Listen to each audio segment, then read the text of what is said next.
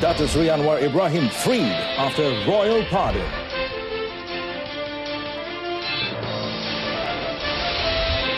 No place for party hoppers in Pakatan Harapan.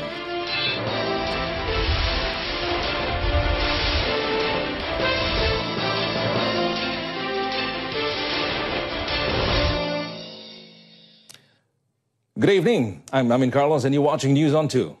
Datuk Seri Anwar Ibrahim is a free man after the Yang di-Pertuan Agong Sultan Muhammad V granted him a full pardon today. The King granted Datuk Seri Anwar, his wife and PKR President Datuk Seri Dr. Wan Azizah Wan Ismail, as well as Party Deputy President Datuk Seri Muhammad Azmin Ali, an audience at Istana Negara at noon.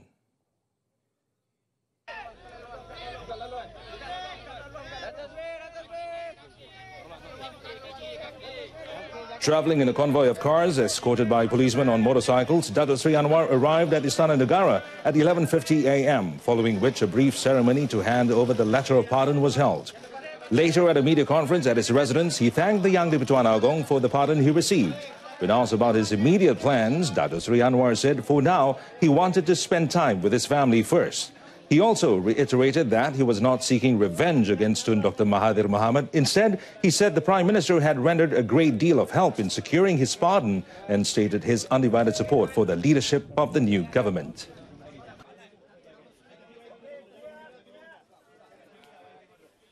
I discussed this with Tun Dr. Mahathir. My position is to give him all the support necessary to allow him to ensure that the agenda for reform, the changes that need to be done, be effectively carried out. The judgment of the court. Datuk Seri Anwar's release also sees the beginning of a new chapter in the nation's administration. I must thank the people of Malaysia, Malays, Chinese, Indians, Kadazan, Iban, the entire spectrum of Malaysians, regardless of race and religion, who stood by the principles of democracy and freedom. They demand change, and it is our duty now to ensure that this mandate given to Pakatan Harapan would honor this commitment. Datuk Seri Anwar also confirmed that he is not seeking any immediate cabinet positions. Rather, he expressed his confidence in the Pakatan Harapan's ability to implement the reformation agenda effectively.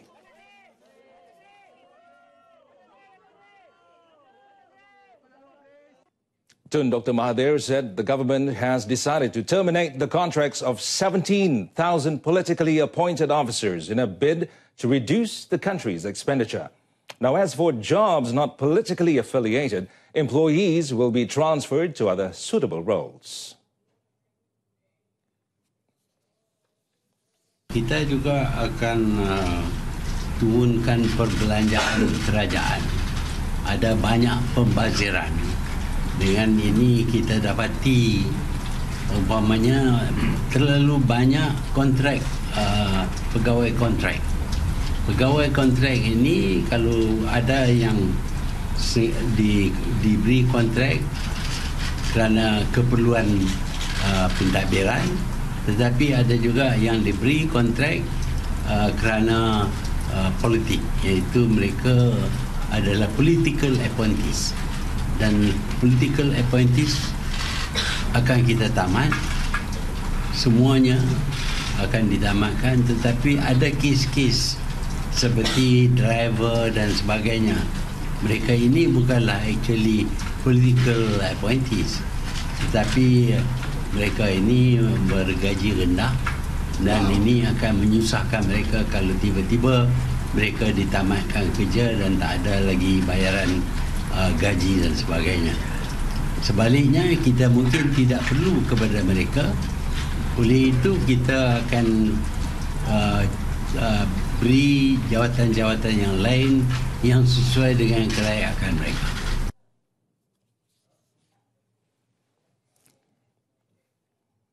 Well, a briefing pertaining to fuel subsidies were among the list of items discussed during a meeting between the team of eminent persons headed by Tun Daim Zainuddin, the Ministry of Finance and the Ministry of Domestic Trade, Cooperatives and Consumerism of KPD and KK today.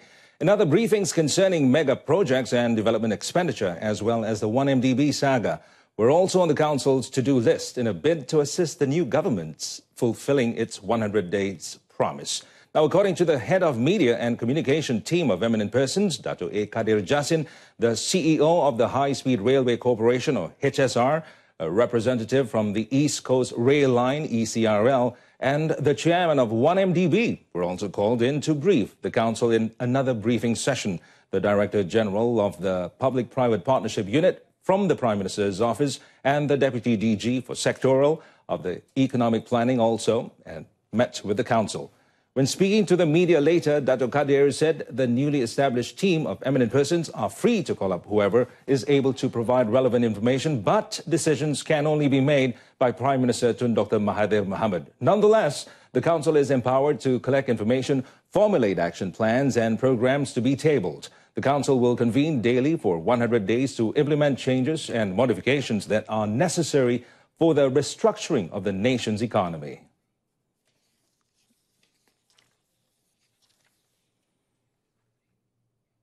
The Selangor government will seek immediate solutions to issues surrounding the water industry restructuring in the state. Selangor Menteri Besar Dato' Sri Muhammad Azmin Ali said the state government will finalize the water restructuring exercise in the near future, as it was one of the main agendas of the government after winning the general election. Sekarang kita kawan kita dan Putrajaya sahabat kita. Jadi saya kira insya-Allah industri perkhidmatan air ini akan diselesaikan dalam masa yang terdekat, dan itu memang menjadi agenda utama saya untuk segera mendapat persetujuan daripada Putrajaya bagi memuktamadkan penstrukturan semula industri air di negeri Selangor. Dato' Sri Azmin said this to the media after announcing the State Executive Council members' portfolios and taking the Oath of Allegiance ceremony at the Sultan Salahuddin Abdul Aziz Shah building in Shah Alam, Selangor.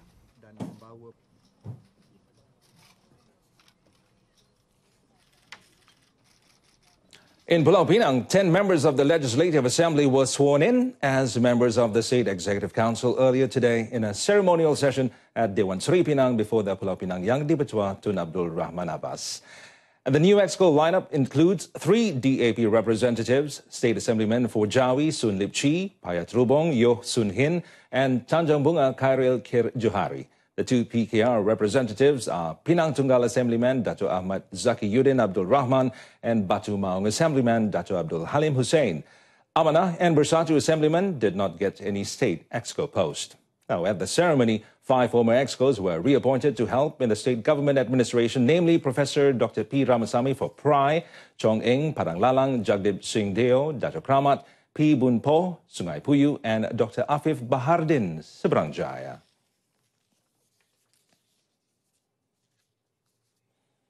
10 members of the Johor State Executive Council took their oath of office before the Sultan of Johor, Sultan Ibrahim Sultan Iskandar, at the Istana Besar Johor Bahru, Johor. At the Tengku Mahkota of Johor, Tunku Ismail Sultan Ibrahim, the royal family and Johor Menteri Besar, Dato' Osman Sapian, were also present during the ceremony. The oath-taking of the State Executive Councillors took place at the Bilik Singgasana at the Istana Besar Johor Bahru at 10:30 a.m. The 10 State Executive Councillors who were sworn in were Aminul Huda Hassan, Zulkifli Ahmad, GB Puah WC, Dr. S. Ramakrishnan, Muhammad Kuzan Abu Bakar, Dr. Sahruddin Jamal, Mazlan Bujang, Sheikh Omar Ali, Tan Hong Pin, and Liao Tai Tung. Last Saturday, Dato' Osman was sworn in as the 16th Johor Menteri Besar before Sultan Ibrahim at the Balai Mengadap in Istana Bukit Serene.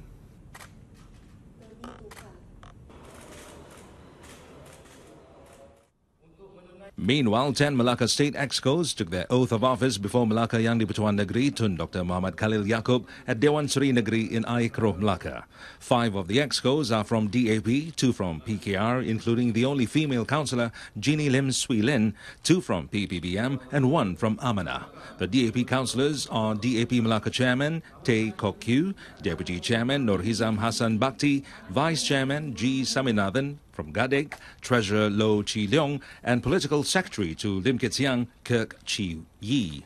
The two PKR councillors are Muhammad Jailani Khamis and Siulin, while the PPBM councillors are PPBM Supreme Council member Muhammad Rafiq, Naiza Mohidin and Fendi Ahmad. The Amanah councillor is Amanah Melaka Deputy Chairman Muhammad Sofi Abdul Wahab. Melaka Chief Minister Adli Zahari, who is also Pakatan Harapan Melaka Chairman, took his oath of office as the Chief Minister last Friday following the coalition's victory in the general election. Well, 50 new KFC drive-thru restaurants at selected Petronas stations by 2021.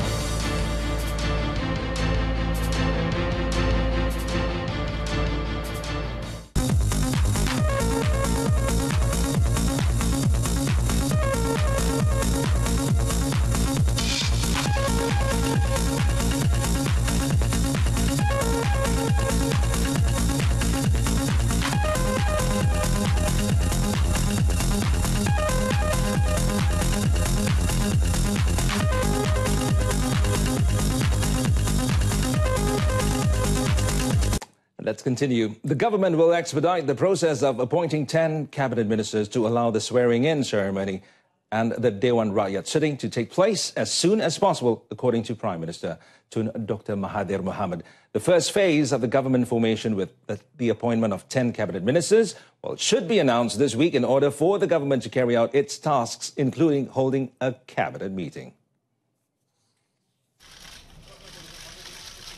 Tun Dr. Mahathir added that the efforts to expedite the ministerial appointment process was also crucial so that laws which needed to be repealed could be studied and matters relating to government policies could be implemented as soon as possible. Mengadakan mesyuarat kabinet dengan 10 orang ini saja. Sementara kita isi 15 tempat lagi supaya kita dapat full cabinet of 25. Tetapi oleh kerana kita akan memakan masa, sebaliknya ada keperluan kita mengadakan mesyuarat parlimen seberapa cepat yang mungkin.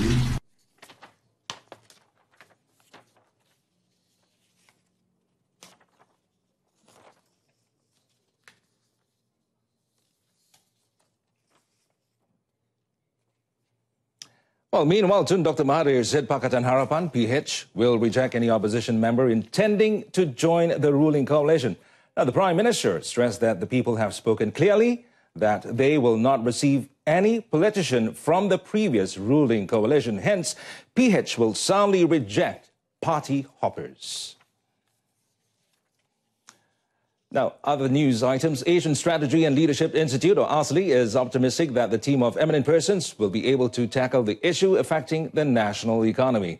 Now, ASLI Chief Executive Officer Tan Sri Dr. Michael Yeo said that the ideas of these experienced leaders will be a great support to ensuring Malaysia's economical growth. I think this is something that we need to do, in a more... As mentioned as well, the target is to have 50 stations in the next 2 to 3 years. For this year itself, I think we're committed to look at the opening of 2 stations. Adrin added that PDB plans to set up more such restaurants in areas outside the Klang Valley, the peninsula's east coast, and Sabah and Sarawak.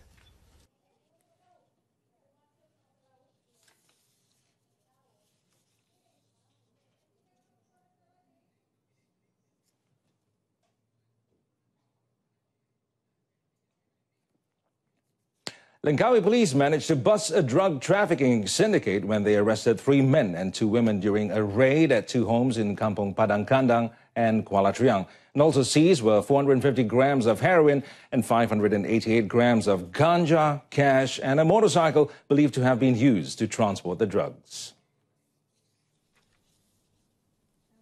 According to Langkawi Police Chief Superintendent Muhammad Iqbal Ibrahim, all suspects were arrested in 2 separate operations by its narcotics branch on 14th May. Urine tests found the 3 men positive for drugs, while the 2 women's tests came back negative. Semua suspek sekarang ni kita tahan di Balai Polis Kuah dan nilai rampasan keseluruhan adalah RM20,000 untuk bekalan dadah seramai 500 orang penagih. Kita percaya diorang cuba untuk buat pasaran terhadap 500 pelanggan lah di kawasan Langkawi ni. Jadi usaha tetap terus diteruskan untuk jihad dadah ni, dan kita nampak ini juga adalah hasil daripada yang bersungguh-sungguh daripada bahagian narkotik. Superintendent Muhammad Iqbal spoke at a press conference at the Langkawi District Police Headquarters. The case is being investigated under Section 39B of the Dangerous Drugs Act 1952 and Section 4 of the Dangerous Drugs Act for Forfeiture of Property Act 1988. Well, 26 illegal immigrants were arrested at 3 separate locations in Perak by the Immigration Department in an operation dubbed Ops Mega 2.0. And State Immigration Director Kamaluddin Ismail said the raids were conducted at a hotel, a grocery store, and a food stall in Ipoh from 2:30 p.m. to 7 p.m. yesterday. Now, during the raid at the hotel, 14 women from Thailand, Indonesia, and Laos believed to be working as GROs were arrested. 4 Bangladeshi arrests of 706 illegal immigrants and 23 employers.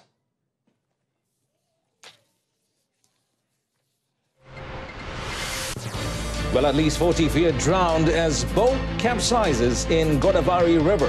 Stay with us. This evening's News on 2. In our top story, Datuk Seri Anwar Ibrahim freed after he was granted a royal pardon and pledged undivided support for Tun Dr. Mahathir. Join us again at 12:30 tomorrow afternoon for more updates. Till then, I'm Amin Carlos. Good night and thanks for watching.